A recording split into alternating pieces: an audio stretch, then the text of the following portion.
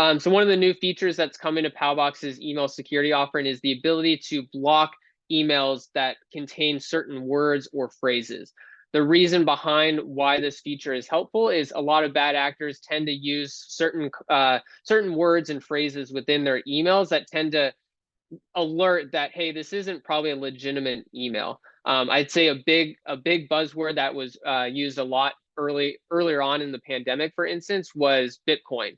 Right, you'd see a lot of harmful emails saying reply to this and get a Bitcoin in return, for example. So what we'd want to do is you can create a rule to block any incoming emails that mention the word Bitcoin. Right, in U.S. healthcare, Bitcoin's not really prevalent. It doesn't make a lot of sense. Some of our team has also noticed when they use the word kindly, for instance. Now, that may not be 100% working solution, but that's kind of the idea is you can get really creative in terms of what words or phrases you want to prevent certain emails coming into your organization.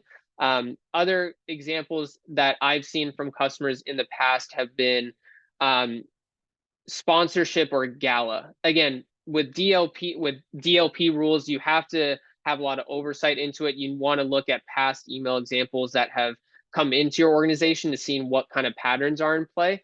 Bitcoin tends to resonate with people the most, but I've seen situations where a hacker created a full fake email conversation with the CEO, sent that email along to the HR, like the executive assistant, someone in the company to approve like a $15,000 sponsorship check.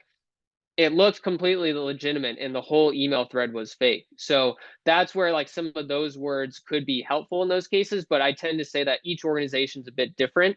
So I would start with like something like Bitcoin, and then you kind of look at past history to kind of think of what are some other rule sets in play that we'd want to take a look at. For example, invoice could be an example, but the problem is that could produce a lot of false positives. So DLP is great. It provides that extra security layer, but you just have to be careful about how it's implemented if it's not done properly.